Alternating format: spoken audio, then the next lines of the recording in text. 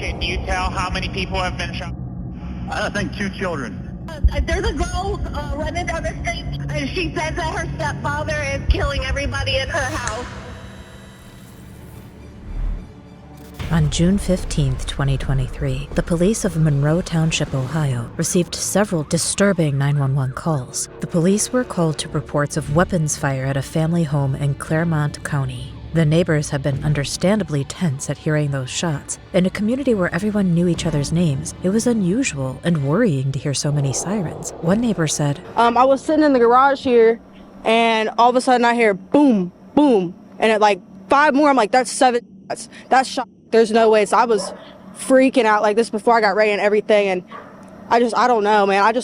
Before that, I saw 2 cars right here on this street zoom as fast as humanly possible. It was like something's going down. As news trickled in, the police arrived on the scene. The officers were expecting an armed suspect and also knew there were young children involved in the violence. The police approached cautiously and even broke cover to get there quicker because they could see 3 bodies on the lawn. But what the police soon found at the scene was a man sitting with an eerie calm on his front porch. His weapon was lying beside him. He showed no remorse or any real emotion at the extremely shocking display on his front lawn. You can see the blacked out square in this disturbing footage. Thankfully, this is to spare us the horror of what this man, 32-year-old Chad Dorman, had done. The police have responded here with extreme calm, considering there are 3 small children lying on that lawn. The officers are urgently trying to figure out if they can be saved, and their mother can be heard crying in the background. And through all of this horror, Chad Dorman remains chillingly calm, casually telling the police that his dog won't hurt them, insisting that he's no threat. And he isn't, at least not to anyone who can shoot back. But what led up to this sadistic violence? Who were his victims on the lawn?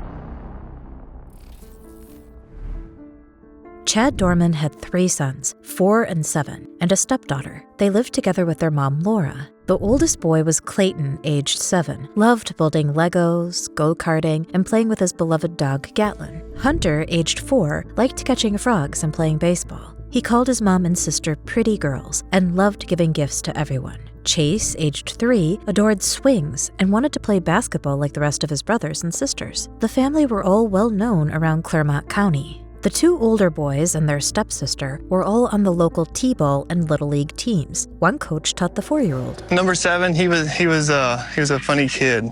He always liked to joke around, kind of like his older brother. He would always, give you dirty looks. We'd play little games. There would be times where in the middle of the game, in between pitches, he'd pick up a little bit of dirt and throw it at the umpire. And I'd have to get on him and say, hey, pay attention. And he'd just look up and give me this little smirk. And the 7-year-old seemed to have a great future in baseball. I saw him in the future being a pitcher, just his attitude and his tenacity out there on the field. Chad's father and mother lived in Florida, but on that awful morning, this tragedy seemed to come completely out of the blue. It's just a bad situation. Nothing like that ever happens out here. This is a quiet country and very nice area. So to hear this, it's terrible. The prosecutor described this at the bail hearing. But the evil horror of what we know is impossible to process. In an act of just incomprehensible cruelty, the father that stands before you lined up his 3 young boys, and he executed them in his own home with a rifle. Their mother tried to protect them, but a bullet went through her hand. She had been taken to the hospital and didn't know that all her sons were gone until much later that night. Out of respect, even the news reporters held off from reporting their deaths until their poor mother was told about their fate. Chad, on the other hand, was more concerned about getting hold of his wallet whilst under arrest.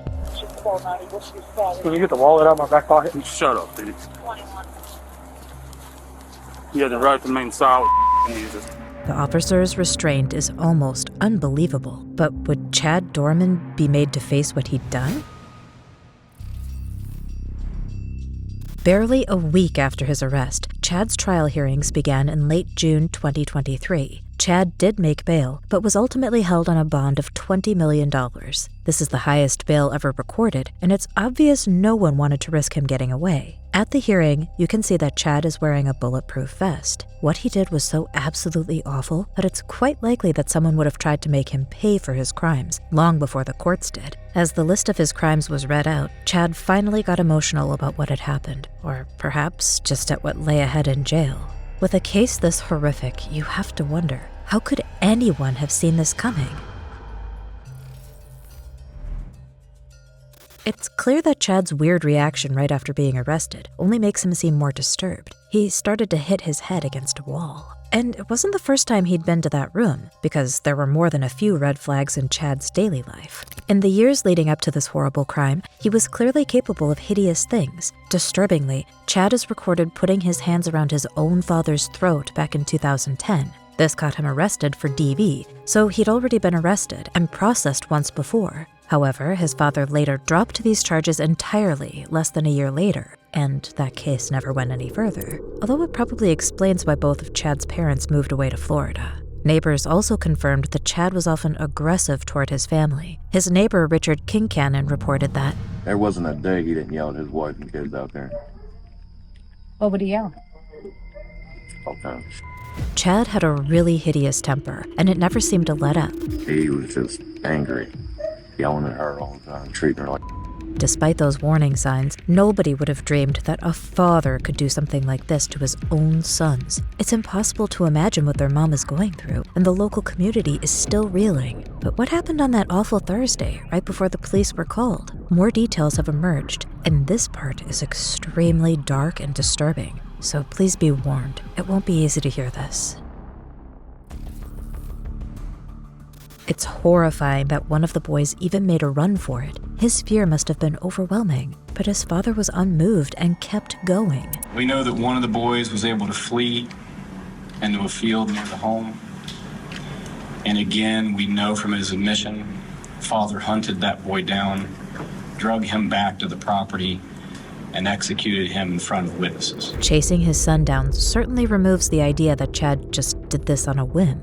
He was obviously determined to complete his unbelievably sick objective. These murders are looking more and more like an act of revenge over a potential divorce, although this is still just speculation before the trial. The prosecution's statement has covered the chilling intention behind what he did. They noted that Chad had planned to do this for months before he lined them all up. The premeditation just makes his wholesome Facebook posts, showing off a supposedly happy family just 6 weeks before this happened, look even more disturbing. And the community is still shaken. Their neighbor, Richard Kincannon, who lives opposite, said he was haunted by the memory of those 3 bodies on the lawn.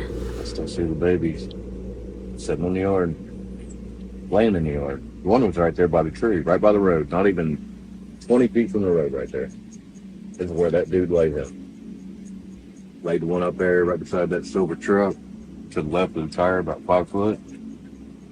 That's all I see every time I come out here. That's why I try to focus on that. Richard said he couldn't eat or sleep after what he'd seen and was certain that Chad knew exactly what he was doing, even when he started to cry at the arraignment. It's hard not to see it as regret for being caught. People in the area were obviously shocked and deeply upset by what had happened to the family. Clermont County was meant to be a quiet, safe little community, far away from the obvious dangers of the city. They never expected anything this bad could ever happen so close to home. I'm shocked, to be honest with you. We moved here 6 years ago, and the place is great, and New Richmond's coming up, and you just hate to see anything like this anywhere. Even while grieving, the boys' big sister was determined to continue playing in their memory. Just a few weeks after Chad took their lives, she returned to the game. Her coach, Carrie Lawley, explains, Our last week of softball, we were not going to participate in the tournament, but she reached out and wants to play and honor her brothers. So we're making it happen, and we will be playing in the tournament this weekend. Despite all this horror, the Clermont County community has really pulled together. It's heartwarming to see how much they want to support the survivors of this horrible act. The stepdaughter's counselor discussed how she was coping. She's full of life, and I just can't imagine the trauma and everything that she's going to have to work through in these next few weeks, months, years. Almost 1,000 people went on a memorial ride through New Richmond on Sunday, July 22nd, to raise funds for the boy's mom and her daughter. Eric Everett took part in the ride and said, "It was just a horrifying, sad situation, so we wanted to do what we could to provide some help for the rest of the family."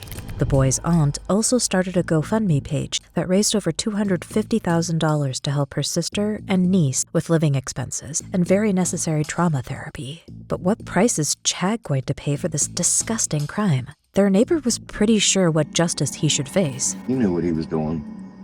He planned it. It was premeditated. He shouldn't have a bond. He should never see daylight again, ever in his life.